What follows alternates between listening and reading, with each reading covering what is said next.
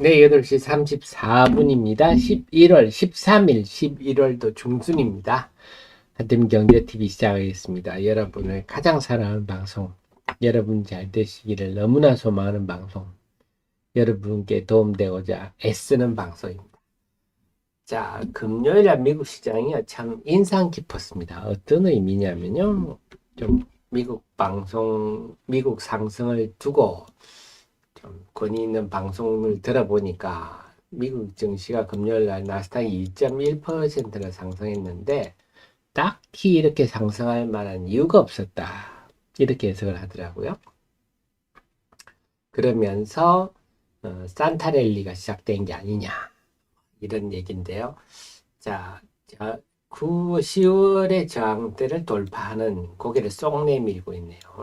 그래서 그동안에 한 8월부터 지속되었던 한 석 달간의 하락 추세를 완전히 이제 추세가 전환됐다. 그렇군요. 그렇게 볼 수가 있겠고요. 참 이게 닭이 먼저냐 달걀이냐 먼저 얘긴데 필라델피아 반도체 지수가 많이 올랐습니다. 그 이유는 우리 하이닉스가 내년에 한 10조 정도 투자하겠다. 올해가 한 6, 7조니까 올해보다 대폭 증가하는 투자를 대폭 늘리겠다. 50% 이상 늘리겠다. 뭐 이렇게 하는 바람에 필라델피아 반도체 지수도 많이 올랐고요. 그래서 마이크론 같은 반도체 주식, 마이크론도 2.4%, 그 다음에 반도체 장비주들이 다 올랐어요. 그 영향으로 하이닉스가 투자를 늘리겠다 하니까 어플라이드 머티리얼즈, 램 리서치 뭐 이런 종목들이 다 5%대씩 올랐습니다. 반도체 장비가 좀 많이 올랐는데 우리나라가 투자하겠다 하니까 미국의 반도체 업종이 덜썩거리네요. TSMC도 많이 올랐고요. 그래서 우리 때문에 미국 시장이 올랐지만 또 미국 시장이 오르니까 우리 오늘 반도체를 둘러싼 환경도 긍정적이겠다.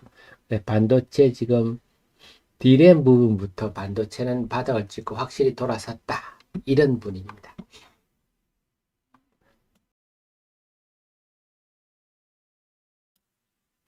자, 그래서 이게 오늘 나스닥도 상승했고 우리랑 연관성이 깊은 반도체도 상승했기 때문에 오늘 우리 증시를 둘러싼 환경은 상당히 긍정적이겠다 이렇게 봐야 되겠습니다.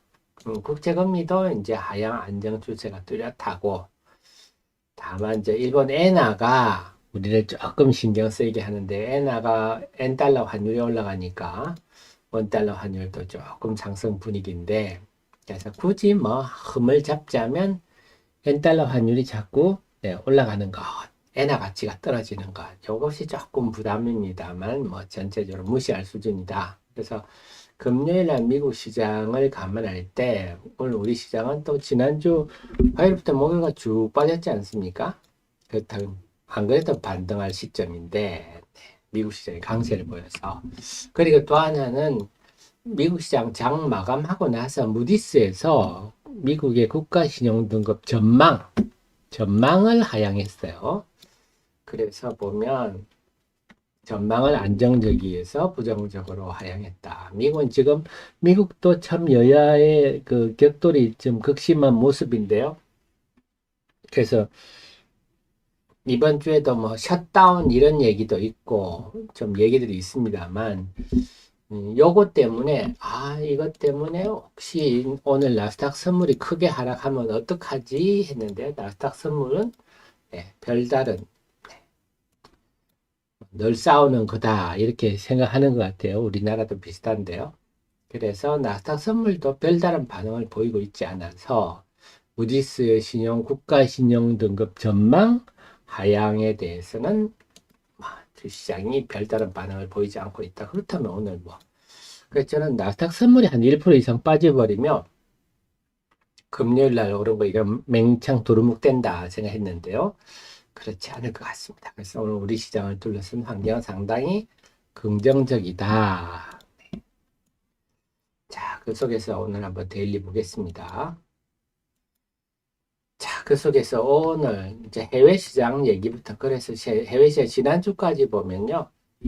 다들 뭐 작게 대만은 4%, 미국은 7%, 그리고 지난주는 4%, 11월 들어서 7% 정도 올랐네요. 우리도 코스피는 5.8, 코스닥은 7.2 올랐는데 뭐 남들만큼은 올랐으나 9월, 10월에 하락한 거에 비해서는 굉장히 억울하죠. 특히 코스닥은 9월, 10월에 20% 이상이나 폭락했는데 7% 오른 것도 좀 억울하고 다른 나라들은 다 9월, 10월의 하락 부분을 다 회복하는 모습인데 아직 우리나라는 갈 길이 멀다. 자, 그 다음에 공매도 금지가 전격적으로 단행됐는데요. 지난주 월요일 에코프로는 화요일까지 올랐어요. 그러다가 수목금에 맹창 까먹었는데 에코프로 비하면 다 까먹었네요. 그 다음에 포스코 퓨처엠, 포스코 홀딩스도 뭐 90% 까먹었으니까 맹창 다 까먹었고요. 에코프로만 78%뭐 도진 개진입니다. 그래서 원위치했다. 여기서 알 수 있는 거는 결국은 지금 특히 다 2차전지 관련주인데요. 2차전지 관련주들의 하락은 네, 공매도 탓은 아니다. 하는 게 나타나는 거죠. 공매도 금지에도 똑같이 밀리잖아요.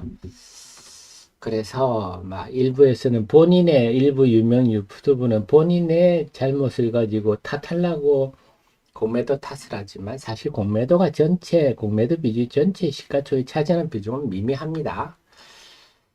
그래서 공매도 때문은 아니다 하는 게 나타났고 결국은 늘 강조드리지만 이 쏠림 현상에 이 7월에 그 이 말같지 않은 쏠림 현상의 후유증이다 이렇게 보는 게 맞을 것 같고요. 원인을 알아야 우리가 전략을 쓰니까요. 그 다음에 에코프로 BM 에코프로는 말할 것도 없이 코스닥 시가총액 1, 2위니까 매우 지난주 흐름에 보셨듯이 이들 두 종목이 이러니까 코스닥 시장 전반이 지난주 하락 종목 수가 또 1000개 넘는 날이 사흘이나 있었죠. 그래서 하락 종목이 1000개 넘는다 하면 뭐 분위기가 싸합니다. 그래서 역시 에코프로 비행과 에코프로가 이렇게 요동을 치면 장이 안 된다. 뭐 마찬가지입니다. 코스피도 삼성전자 하이닉스가 만약에 이렇게 요동을 치면 장이 안 되나 똑같은 얘기입니다. 그래서 지난주 한 주간의 시장을 보면 두 가지. 그래서 공매도 문제는 아니구나. 결국은 수급의 쏠림 현상의 문제구나. 그 다음에 코스닥 시장은 여전히 불안하구나. 지금 코스닥 시장 보면 오르면 1% 이상, 빠져도 1% 이상, 그래 1% 이상 이렇게 변동성이 크다는 거는 그만큼 투자 심리가 불안하다. 그래서 코스닥 시장은 11월 1일 빼놓고는요 매일 이렇습니다. 매일 1% 이상 이러니까 굉장히 아직은 불안하다. 그러면 올 시장은 볼 거는 뻔했어요. 그래서 나스닥 선물 제가 봐야 된다 했는데 나스닥 선물은 괜찮았습니다. 그래서 이걸 제가 제일 걱정했는데 나스닥 선물은 지금 보합 수준입니다. 그래서 오늘 시장은 긍정적일 것 같고 두 번째는 오늘 코스닥에 상장이 두 종목이 됩니다. 상장 두 종목이 에이직랜드하고 SY 스틸텍이 상장되는데 지난주 이날이었죠? 지난 11월 9일 이날 네 종목이나 상장되면서 사모펀드는 순매도 이날 순매도 1위에서 4위가 전부 신규 상장이었어요. 그래서 오늘도 두 종목이나 되니까 지난 11일 9일 기준으로 하면 오늘 사모펀드가 그럼 한 200억 이상은 팔겠네요. 생각해 볼 수 있고 투신도 그 정도는 아니었지만 순매도 한 10위권 안팎에 네 종목이 다 들어있었어요. 그래서 투신도 그렇다면 한 100억 정도는 순매도 할 것 같은데 요게 신규 상장 종목을 팔든 뭘 팔든 간에 이 수치가 코스닥 시장 전반에 영향을 줍니다. 그래서 오늘 투신과 사모펀드 매도가 개장 초부터 좀 나올 상황인데 과연 이게 시장에 어떻게 영향을 줄지 이 시장이 이걸 극복할지 이런 걸 좀 봐야 될 것 같아요. 그래서 남아있는 거는 코스닥 시장에서 투신과 사모펀드 순매도인데 물론 뭐 투신 입장에서는 신규 상장종을 팔면서 다른 종목을 살 수도 있으니까 네, 이걸 한번 보겠습니다. 코스닥 시장의 투신과 사모펀드의 순매도 내용 그게 시장에 또 어떤 영향을 미치는지 코스피는 그렇게 신경 쓸 거 없어요. 보시겠지만 지난주 화요일부터는 외국인은 안정적인 흐름이다. 네. 전체적으로 외국인들은 우리 시장에 참여하는 규모가 좀 줄어들 수밖에 없습니다. 제가 설명드렸듯이 외국인들은 주로 액티브하게 움직이는 그런 외국인들 롱숏, 우리도 마찬가지예요. 우리도 그 기관들이 롱숏 펀드들 많습니다. 코스닥 경우는 제가 공매도 비중이 외국인이 6이고 기관이 4라 그랬죠. 우리나라도 롱숏 펀드 많이 합니다. 그래서 보통 어떻게 하냐 하면 2차 전지를 숏을 한다. 그럼 좀 업황이 좋은 게 뭐지? 반도체가 좋아? 그럼 반도체는 롱을 한다. 뭐 이런 전략을 주로 많이 짜거든요. 네, 그렇습니다. 그래서 오늘은 투신과 사모펀드 동향 보고 외국인들은 전반적으로 지금의 환율로 볼 때는 우리 주식을 그렇게 적극적으로 매도할 상황은 아니기 때문에 외국인은 안정적이다. 그래, 코스닥에서 투신과 사모펀드가 오늘 신규 상장주 순매도가 어느 정도 되고 그게 코스닥 전체에 어떤 영향을 주는지 이걸 봐야 될 것 같습니다. 자, 그리고 좀 요즘 지금 어닝 시즌이다 보니까 야, 참 반응이 극심하네요. 저도 깜짝 놀랐는데요. 한미반도체 금요일 시간에 하한가에 갔어요. 하한가 잔량도 많네요. 24만 주. 자, 한미반도체가 실적을 내놨는데 그래서 제가 특별히 주말에 분석해서 자료를 올렸습니다. 이것도 우리 생각 지금이 오늘 내일 모레가 실적이 막 쏟아질 상황이거든요. 참고할 필요가 있겠어요. 자, 한미반도체가 여러 가지 식의 존재할 수 있습니다. 자, 3분기 보면요. 매출이 312억. 작년 3분기에 비해서 매출이 반 이상 줄었고, 영업이익이 네, 거의 10분의 1로 줄었네요.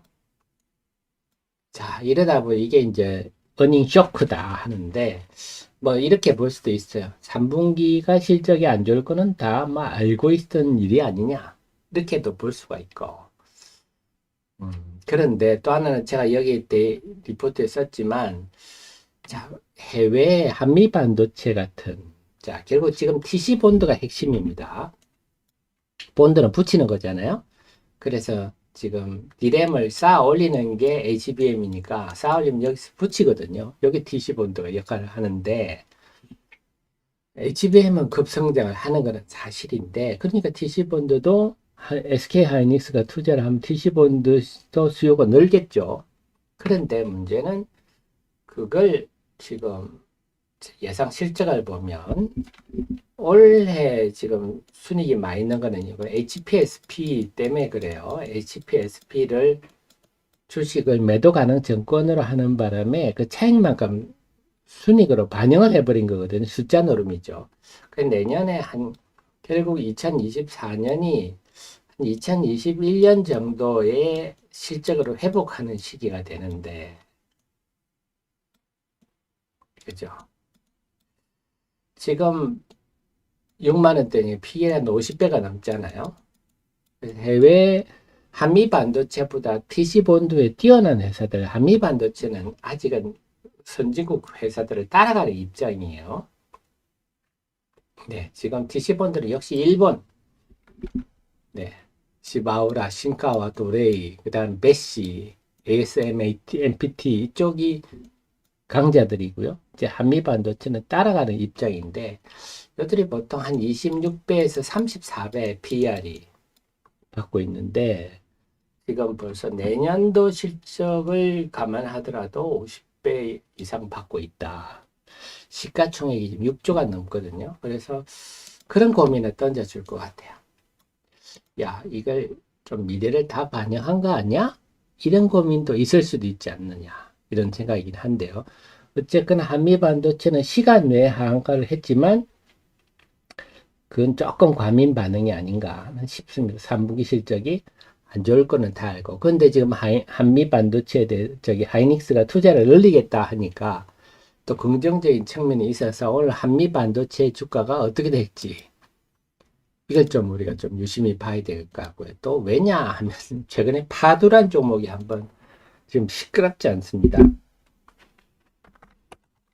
바두가 실적이 나오면서 주가가 폭락을 해버렸죠. 어닝 쇼크가 나오면서. 그래서 이거 영향도 또 있습니다. 또 하나, 그래서 지금 실적이 굉장히 민감한 시기인데, 오늘 한미 반도체에 대해서 시장이 어떻게 반응하는가. 이것도 전체 시장 분위기에 영향을 줄 것 같고, 자, 그 다음에 JLK가 또 좀 시끄러웠죠. JLK의 임원 두 사람이 주식을 파는 바람에 회사에서, 네, 요거는 한번 우리가 봐야 될 것 같은데요. 제가 요걸 한번 보여드릴게요. 회사에서 사과문을 냈어요. 네, 대표이사 사과문. 이런 경우도 참 드문 경우인데,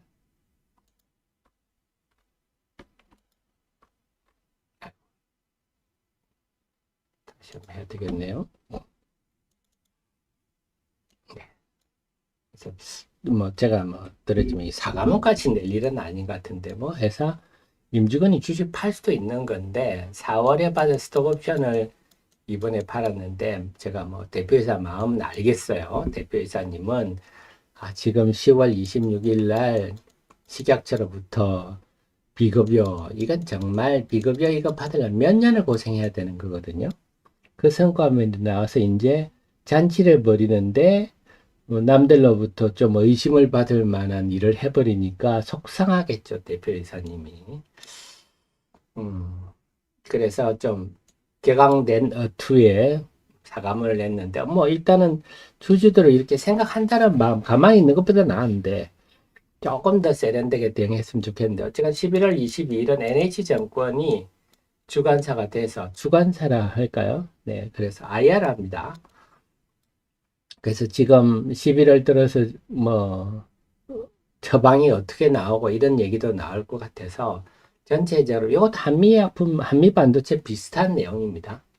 이 비급여 부분은 뭐 예를 들어서 회사가 무슨 대단한 제품을 획기적인 걸 만들었다 이랬는데 회사 임직원이 팔았다 이러면 우리가 의심을 해야 되겠지만, 이 비급여는 이거는 복지부 사관이기 때문에, 그래서 이번에 쟤는 뭐 기업도 그렇고요, 임원도 그렇고 자선사업 하는 거 아니잖아요. 뭐 돈 벌 거는 돈 벌고 또 개인적으로 필요하면 팔고 이런 거니까, 어쨌거나 이런 일이 있었는데 JLK도 오늘 시장 흐름이 어떨지 한번 봐야 되겠습니다.